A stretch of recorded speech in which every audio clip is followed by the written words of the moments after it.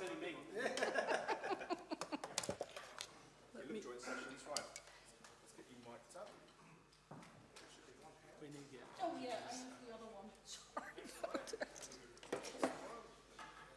Do a quick switcheroo. Put your slides. Good. Good, yes. Oh, thank you.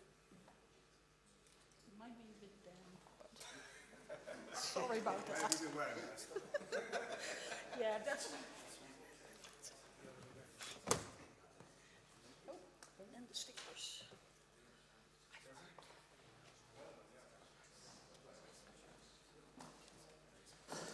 That was my drink, was it?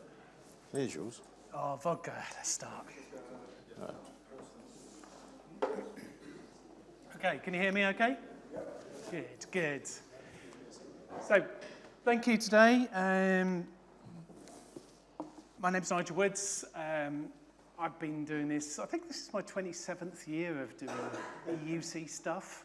I think that's what we worked out. And I think Steve's probably about the same, but he keeps thinking he's done more than me. So we won't go into that. But I've spent most of my life, certainly first half of life, being a Citrix consultant, really focusing on applications even in those days. Then I helped set FS Logics up in Europe. So working with Jim and Steve and quite a few others. And as James said, you know, ever since I've left, FS Logics has gone down the pan. No, he didn't say that actually. But so, you know, I left in about 2019 and I still do some Citrix stuff. I do some FS Logics stuff, but I mainly focus on applications these days. And I've been working with Steve on AppCure for the last 3 years. I think we've been working together on it. This is a community session. This isn't about AppCure today, but what we do is we feel like therapists. We're talking to customers all of the time. They're telling us their woes. They're saying they've got to move forward.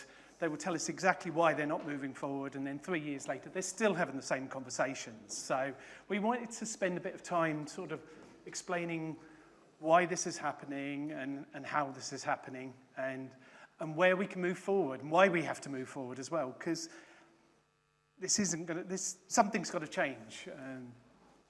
So Steve is our CEO at AppCure, and I don't know if you want to explain yourself rather than me introducing yourself. I usually say, look on LinkedIn. I know you do, yeah. So, that's what everybody else does. Yeah, I've been doing this for about 25 plus years. I used to work at VMware as well, so boo, you know, that's the one. But yeah, so I think this is a major problem. And it's a problem that everybody's got to get behind. And there's a reason behind it. And this is community, so anybody wants to pipe up or add something, just do it. You know, we're trying to, everybody's got to get involved because it's such a vast problem and it stops everything else moving. So, does everybody know what the perfect storm is? Not the film, but that. So, what we're looking at is a combination of factors that are going to hit, and they're constantly hitting. So, and I think we've only got half an hour, so I'm going to speed up. So, and I think what you've got to look at is this various different things, like the OS market share is one of them. So we've got to look at the OS market share, because the OS market share, this is actually from known versions that are out there. So if you're off net, you're not going to be on this stat, but if you're on net, you will be on this stat. So what you've got to look at is the green counters are brilliant.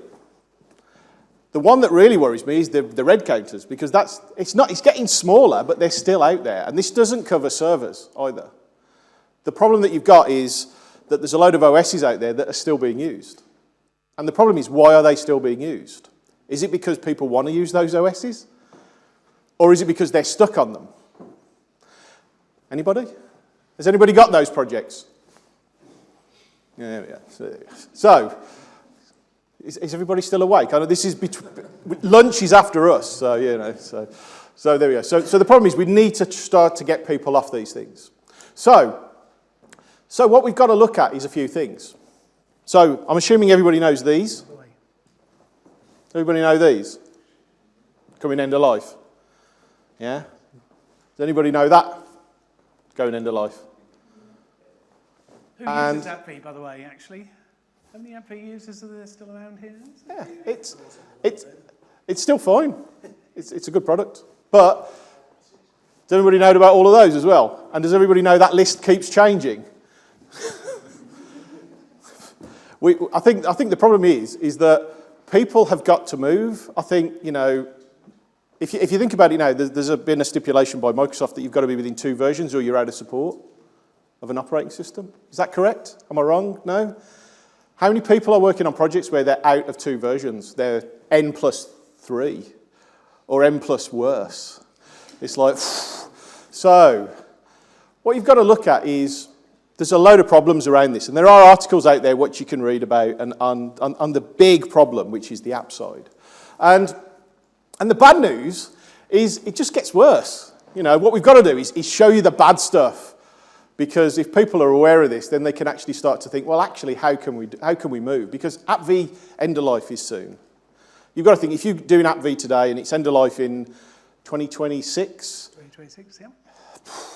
How do you start to get those people off the AppVs? So it's a project that needs to happen. Did everybody learn from when XP went end of life? No. If you look at the supply chain attacks, who saw that one coming? You send a piece of software out. Who knows about the European legislation that's going to be in? Anybody? Pardon? Tell them. Oh dear. So there's a European law that's going to go in that if a supplier sends an application out, I think it's 12 million or 2.5% of your turnover. So applications could cause major damage. So the vendors are going to start to get worried. So what we've also got to be, 2 versions, Patch Tuesdays, security patches. Is everybody mindful of those? When they come around, or do you just go, oh, there's a Patch Tuesday, let's do it? Is anybody aware that the applications could fail? Is anybody aware which applications can fail? Does anybody know? I don't think anybody does. So then you look at the old runtime deprecation. So there's like ActiveX going. And then you look at, did anybody see that one? Yesterday on the register. Old version of Explorer that's going to be used as an exploit.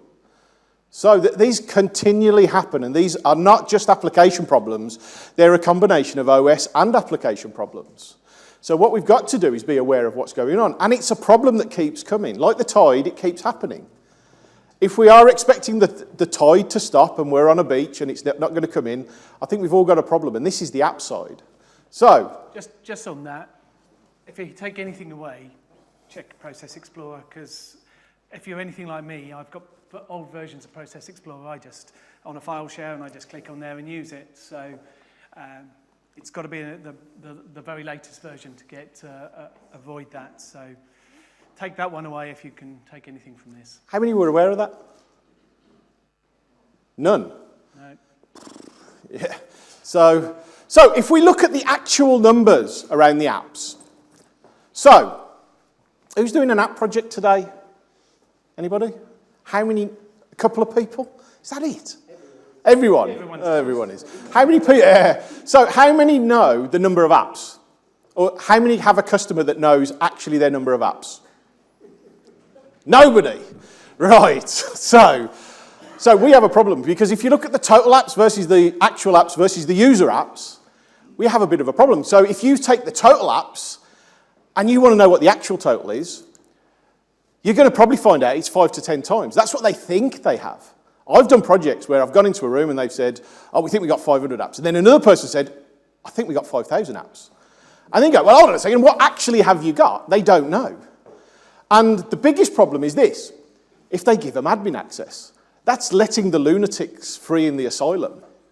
Give them admin access and they just download everything. And then all of a sudden you've got a logistical nightmare. Then what you do is you go, well, actually the number is for every user, or every 10 users, there's one app, as a rule of thumb. So if you've got 5,000 users, you've got 500 apps, roughly. Probably a bit more, a bit less. But then you go and ask them, and then they don't actually know. Nobody knows. They've got Snow, they've got different various technologies, and they go, tell me what you've got. What do you use? What don't you use? Oh, we don't know. Or do that report on snow. And they don't, oh, can you do that? And it's like, what are you using it for? So we go out and talk to people. And I've been talking to partners about this. And they say 9 out of 10. Somebody else said 99%. He's up at the back. They all don't know. And this is the problem we have. The problem we have is we're fighting a fight where we don't know how big the battle is. And then we've got to deal with it. Now, I talk to people, and they come to me and they go, we've got 700 apps, and they've been quoted a 24-month project. Now, that can't happen anymore. It's far too slow. So what we've got to do is try and all work on this to get this done quicker so we can actually move people on, get them off the old stuff and into a supported environment. So, does anybody know how big this problem is? Has anybody seen me speak before? No? The problem is huge. This is a blog that Microsoft did a few years ago. 6 trillion apps. If you think about it, 35 million with 175 million variations. That doesn't include with drivers as well. Because if I had that number on, I don't think I'd have to put the font really small. But if you think the 6 trillion, if we don't all get behind this, what do you think there's going to be next year? Do you think there'll be 7 or 8? Because they just keep getting more and more. We've got to get that problem down to a level where we can all manage it. So, before I hand over to Nigel, what we've got to do is get away from this. Who doesn't love Dilbert? Who doesn't love the fact that if you're talking about a legacy system and they go, well, how long is it going to take? And he says, well, it depends on when you're going to replace it. And he goes, in 6 months and the new system is going to replace it. And it's going to take him 7 months to do the new feature. This is half the problem. We need to get people off this mindset around they've got to stay in an environment because they're stuck on it. Let's get them onto a supported environment. Let's get them into cloud. Let's get them into hybrid environments. And that's it from me, I think, at the moment. It is. Thank you. Anyone who knows me will know I'm pretty glass half full, well, glass mostly full because I enjoy beer, so keep topping it up. But so if this sounds a bit depressing and everything like that, yes, it is, I'm afraid. But hopefully I can now talk you a little bit through what we need to do to improve this. But where's the problem? Multiple problems. First one, and the biggest one that we see time and time again, is there's this maze between legacy OS and modern desktop. It's big, there's a lot of blockers, a lot of people, a lot of processors are getting in the way. Time, money, security, and do nothing. What this means is that what we typically see now, and with the stuff that Esther's doing, and all of the people with the great ways we can get desktops up and running really quick, all the effort seems to be put on creating these desktops. 50,000, 100,000, brilliant! You can get these up and running really quickly, but nobody thinks about the apps. So we've been on calls with major vendors, and a POC for them is getting Microsoft Office on a virtual desktop. What we do? What's the benefit of that to anyone? We know that's going to work because that's worked for years. People don't think about the apps. So what we find is they go and create all these desktops, and the vendors are loving it because they think, right, I've got it's all around consumption of cloud and everything. I'm going to get this really quickly and everything. But they start then thinking about the apps. They start pretty well. It's obvious. Some of the apps are easy and they'll get them done and everything like that. Then you go through this pause.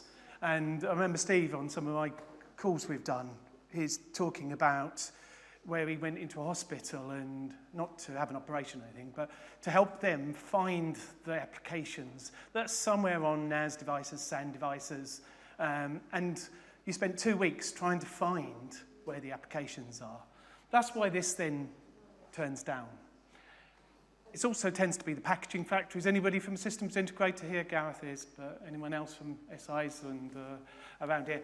What tends to happen is that they have their ways of doing it, which means they'll go out to packaging factories, not necessarily Gareth's company, of course, and they will allow these applications to go through endless sequences and time and everything, and eventually they start getting there. This is your problem, time. So we start with, why then does nothing happen? You know, I could talk to you so many case studies. Even back in 2004, I was in Ireland, walking around the financial centre, and the banks and financial houses were looking through the windows. NT Workstation 4, you know, it's probably been end of life for 5 years, but it still was there. To be fair, if I went there now, there's probably still NT for Workstation 4 around, because that's how they work. Sorry? 5 years. 5 years, there you go, see. That's the problem. But it's not, you know, you can't just blame IT. There's a lot of things that are coming into play, and we've got to think about these and work out how we can address them. Not enough time. Business as usual. How many times do you speak to people and say, been too busy to do anything else, you know, something's gone wrong, you know, meetings are cancelled because there's a business critical issue to deal with. So that very unimportant thing about making these apps work in a modern desktop is then put aside until business as usual is back up and running. Money.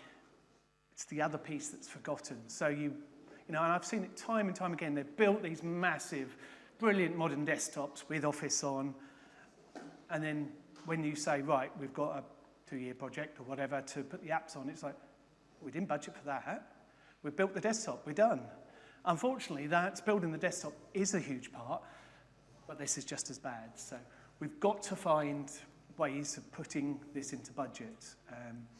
However much I hate project managers, you have to have, sorry if there's any project managers in the room, you've got to be able to get them involved in this so that there is enough time and then enough budget to allow this to happen. Security, oh God, and I don't know if security people or project managers I hate more, but you know, they're there to do a job. They're there to stop you and for you to prove that you need to do something. Unfortunately, what happens is, because as IT people, we tend to be scared of these security people, that you keep the norm. If it's there and it's working, security people don't tend to sort of come and hit you until the new regulations come in from Europe and things like Cyber Essentials, etc. Yeah, at the moment, we're okay, because if you just leave it there, nobody will know. And so it's stuck there. And of course, the last thing is not my problem. Times you get that, you know, you're in a room with people and goes, great, you know, you're the EUC team, you're doing all these things. Who looks after your apps? Silence, absolute silence. Nobody wants to deal with them. And so it's easier to either leave somebody else to do it, which is probably happens. If you leave something else to do it, what's going to happen? Nothing. So what happens if we do nothing? The applications just get harder to maintain. Now, we've been back and talked to people who've got applications from 1992, you know, DOS-based applications. And don't say, oh, no, they're legacy, because they're business as usual, you know, they're business-critical apps.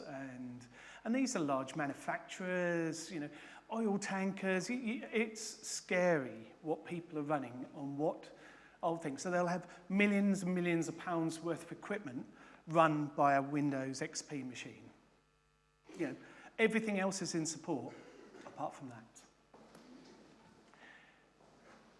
The trouble is, if you don't do it, it's just going to get harder. You know, the operating systems are getting tougher to install. You've got to have the right ways of putting these together. You've got to have the techniques to actually be able to get these on. It's just going to get harder. So we need to make sure that we get this going. Leading to longer delays. Yet again, what's going to happen? You're going to build your EUC desktop, and they're going to go, what about these apps? It's like, oh, no, forgot about those. They're going to be months, years. What happens then? Costs spiral, because it gets more and more complex, more and more time, and you're not actually moving forward. So those legacy OSs are still there. The applications, we don't call them legacy apps, actually. We always call them apps on legacy OS, because most apps will work on a modern desktop if you know how to do it. Poor performance. Interesting, when we've done some of these things, we've got people to Windows 2019, Windows 2022 that are on older versions of Citrix, for instance, and they've gone, the app's astounding. It actually works properly. It actually performs, whereas it didn't on 2008. But actually, when you make it work, it actually works better. So, we're going to see this, especially as if you're running still on tin for the legacy things or on old OSs, they're just going to get slower and worse. So, got to get them moving forward.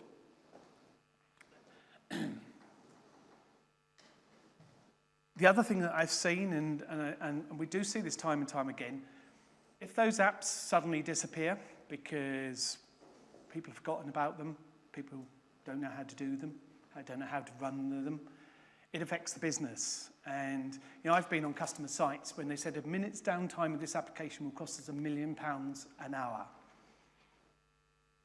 And it's running on Windows NT4. Great. That's the sort of thing. I know supermarkets used to have, in fact, wherever Alan was, where he used to work, they used to have Windows 3.1 in the back end, because it saves them a license cost. And Network 3. There you go, and Network 3. So yes, so thanks, Alan. That's what happens. I don't know if they still run them, but it saved them buying a license for the connectivity. So security. So as we move forward, we've got to get through these security teams. We've got to be able to get through. We've got to find ways of doing this. And Steve will talk at the end about the security mechanisms that are in play now that actually help us. This is not all bad. This is not all depressing. But we will see, as I say, I mentioned Cyber Essentials. It's not about apps as such. It's about framework. But we've got to make sure that not only Cyber Essentials, there's financial, legal, compliance that we need, especially with the malware attacks that are coming in. We've got to be able to get those through. So we've got to move forward. Otherwise, companies will fail because they have not followed the necessary regulations. If that happens, absolutely, that's disastrous. And that really goes to if you do nothing, what will happen? Financial penalties for missing their obligations around the accreditations they need to run these things. Failed business transactions, £1 million an hour, that's the sort of thing that can happen. And of course, this whole threat around cybercrime, the malware, the way that that apps that have been packaged somewhere by somebody sometime suddenly become live with their malware. So we've got to do something about it. We've got to move forward.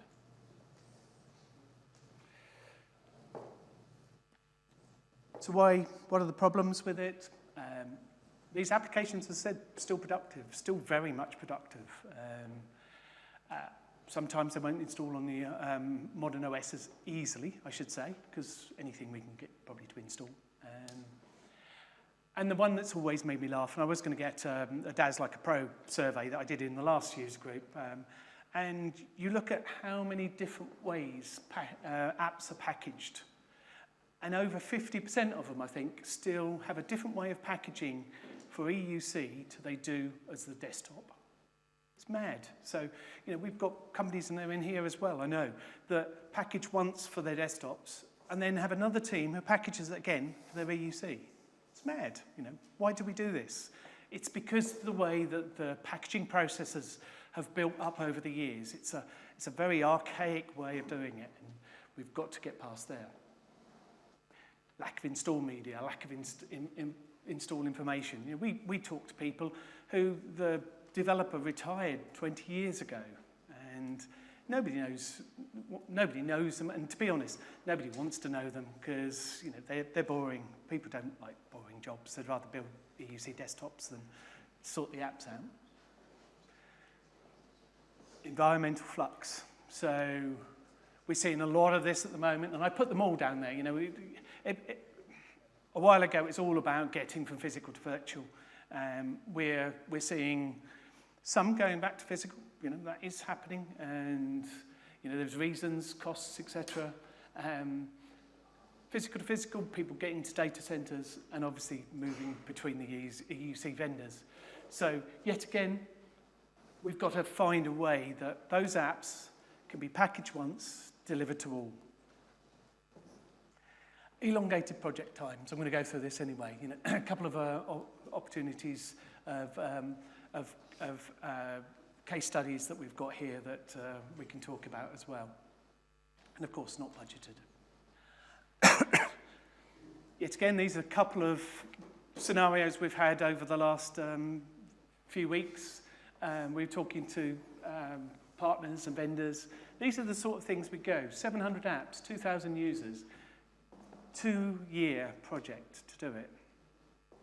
By the time they've got to that, they would probably be ready to do the next one. We used to say it's like painting the Forth Bridge, but the Forth Bridge actually has paint that doesn't need painting every 2 years anymore, so you can't say that one anymore. But is this project going to happen? Probably not. Will it fail? Probably. And will they start again with the next version of the operating system? Probably.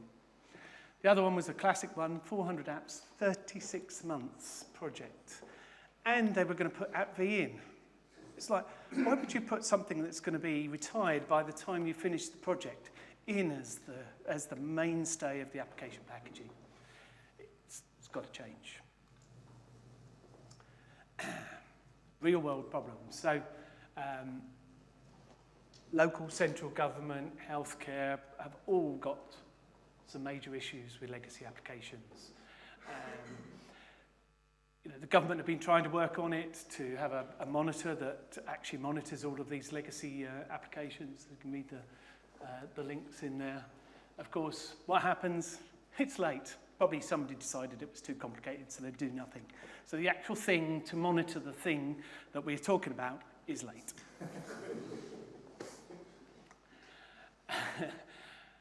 And they're not keeping a track of the risk posed. We know, we're seeing it in Irish healthcare, we're seeing it in 3CX. How many times do we have to come up where applications have been penetrated, usually on legacy OSs as well, easier route to get in.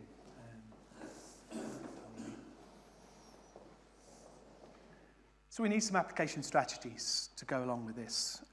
This is a Microsoft strategy that we go through where we've got to decide what we do with these apps. So yet again, as part of a project, absolutely this should be part of it. With each app, do we retain it? Do nothing. Hope it goes away. Yeah, never goes away. Retire it. Is there other apps that can be used instead of this one? Is it actually used? It's quite a common thing. We package an app up for somebody and we do all the work and they go, oh yeah, nobody actually uses that anymore. It's like, why didn't you know that before you actually got us involved in doing it? Rehost. Take that app, get it working in the latest OS. Put it into a security wrapper. Make sure that it's looked after. Repurchase. Oh, the software vendors love this. Let's just charge you another £1 million to go onto the latest platform. We see it all the time. And of course, the latest platform doesn't have all the functions. My daughter worked for a recruitment firm, and she saw it with there. They moved into the latest one. It had the key features that they used. Didn't work anymore. £1.8 million upgrade it was, and then they had to revert back to the old one because the features they want weren't in there, and they said it would be up to 2 years to be able to develop them. So, is that an upgrade? I wouldn't call that an upgrade. I'd call that a degrade. But re-platform. There's ways that, as I say, any app you really can do. There is a few that can't be done, but it's very rare we find apps you can't do. There's loads of ways of doing this with particular emulations, with different platforms to do this. Learn up about them because there is ways to fix this.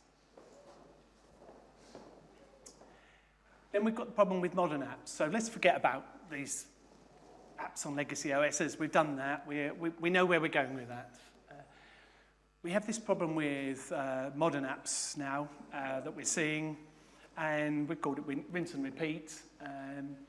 It's all part, I've done sessions in the past around Evergreen, and Evergreen's sort of changed its topics. It's a bit like cloud. It's got 10 different meanings these days. But the fact is, these days, apps are changing. 30% of apps change per annum. I think that's quite low, actually. I think of the modern apps, I think it's a lot more than that. I was talking to a customer last week, and they have particular apps that change 3 times every month.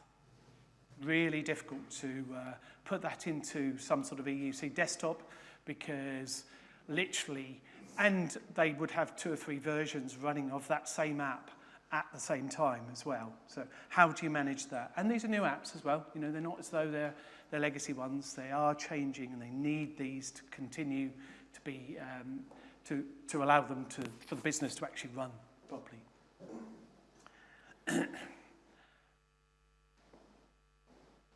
Auto updates is now recommended as part of the Cyber Essentials certification and everything like that. As Steve mentioned about the European legislation, we're going to see more about the difficulties of them being able to inject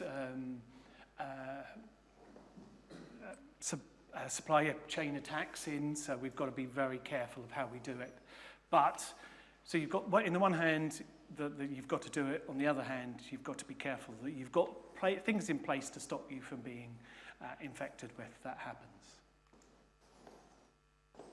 Industrialization of apps. So another thing we find, and this is why it's 3 years to do these transformations, the sort of traditional apps packaging teams, it's a 1, 3, 5 days. That's what we do. I did it in those early days of SoftGrid and everything. We'd sit there and say, yeah, you've got 100 apps, 10 of them are difficult, so that's 50 days, and work out, and then that will be 400 days worth of work and 3 years of project. You can't do that anymore.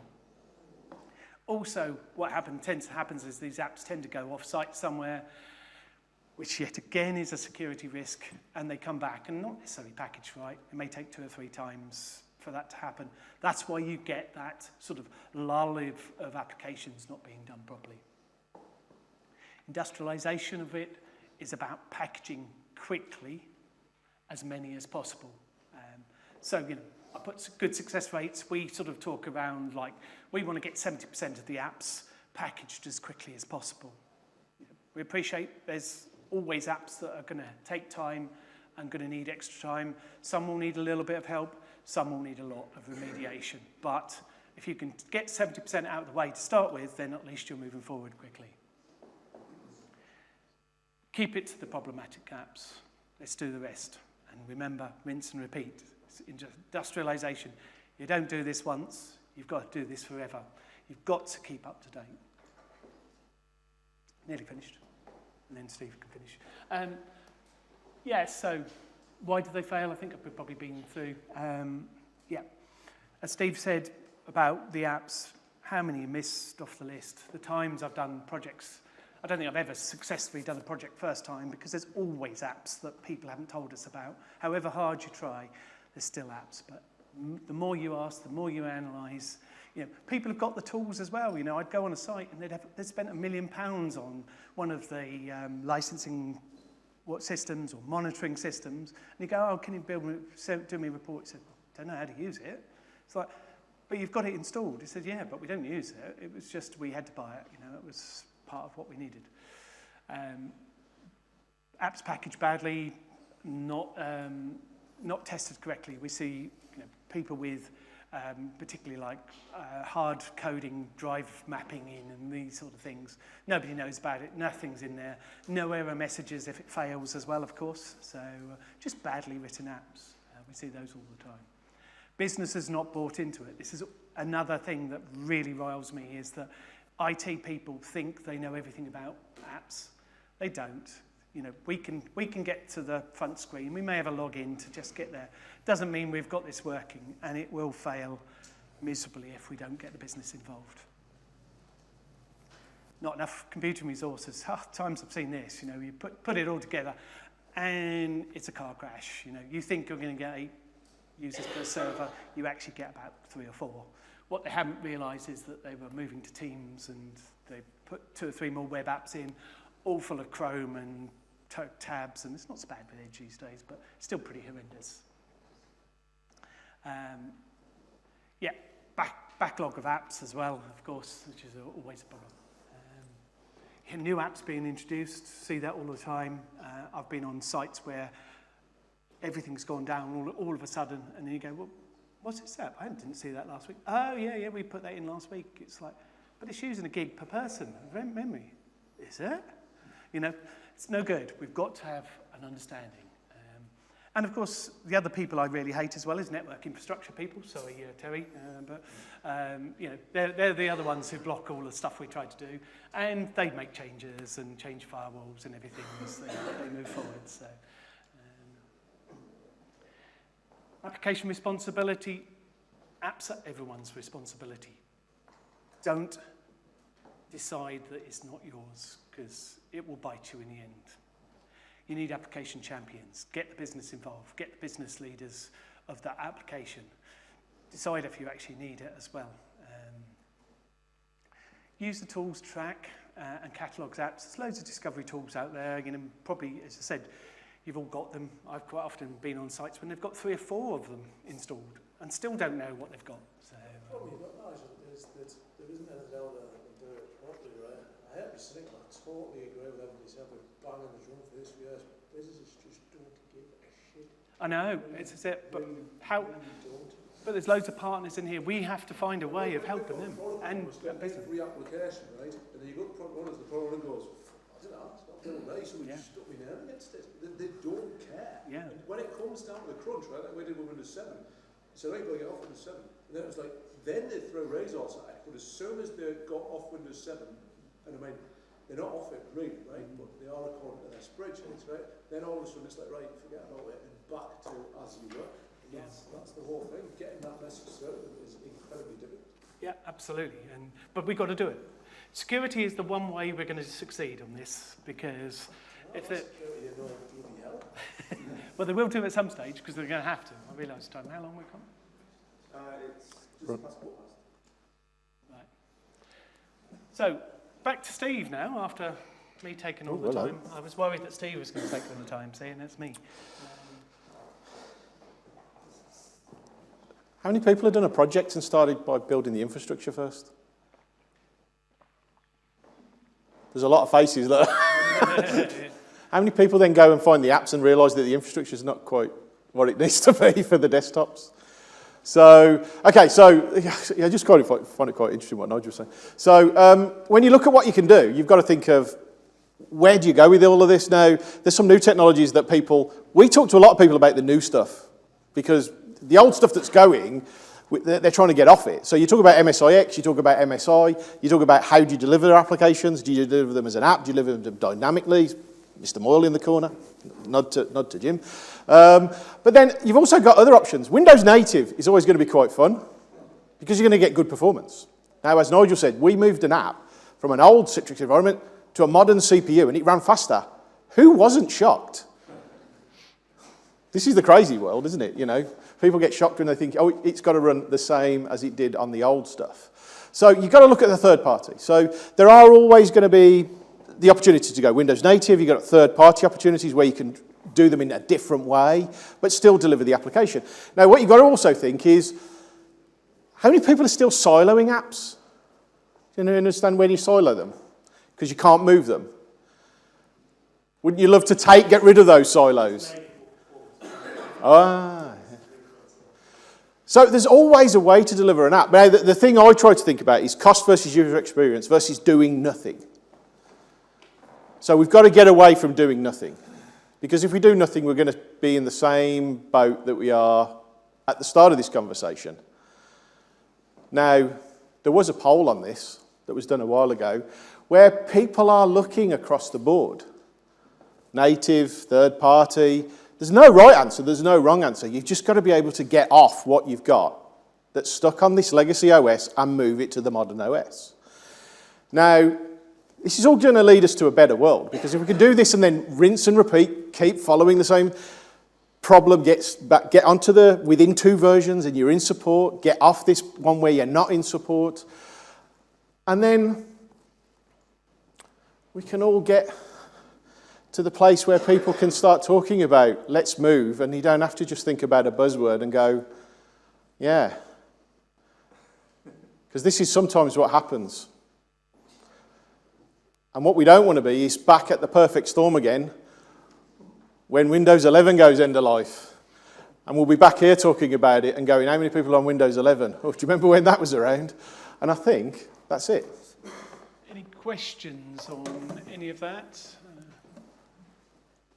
not so much a question, but it's probably a statement, which is a case of, do you feel as though a lot of the projects don't have the right level of business engagement, which means that the rationalisation is very much left to the application owners and the IT team, rather than the actual business saying, we've got this problem, and look at it commercially, and say, well, how much is it costing you? And probably start putting some facts and figures and numbers around it. Yeah, I would say, Yeah, it's more of a case of just the awareness, because, I mean, where I work at the moment, it's very much a case of, if you look at that cost and try and say, well, you've got 700 apps and it's costing you 2 million a year just on license renewal. Suddenly there's a pound note associated with those apps.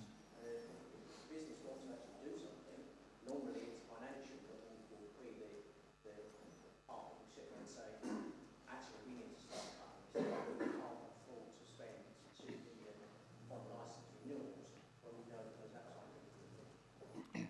so I think you're right, how, we're in this situation where people are not, particularly IT teams, don't address the business, and, they've got 2 things, cost and security. That's the only two that I can see that could sway it. Yes, it doesn't happen. I know in the bigger companies you get, it's even harder to do, but we've got to have to do something. What did they do about the budget when they were going to move the apps last year and they didn't do it? Did that get moved to the following year and then get moved to the following year? It's something I think organisations need to make a decision and stick with it. And I think that's a difficulty, because as soon as there's a slight bump in the road, everyone reverts back to where they were, which is absolutely nothing. Outsourcing. Yeah. Unfortunately, they thought they had made a decision, which is we're going to go SaaS. Well, 100% SaaS. Going to be fine. Wasn't that the same as this is the year of VDI? Isn't that one? I had a customer who said, we're getting rid of Citrix because everything is going to be Oracle. Yeah. What? It's like, yeah, no, I was at a track day yesterday with BMW, and one of the sales guys at Oracle's just said they don't need anything else other than Oracle. So it's like, great. Conscious Yep. of time. Yep, So perfect. if there are more questions, thank you, gentlemen. Lovely, thank you. I'm sure it'll be an ongoing discussion at the round table as well. Do we have Summit here from Remove?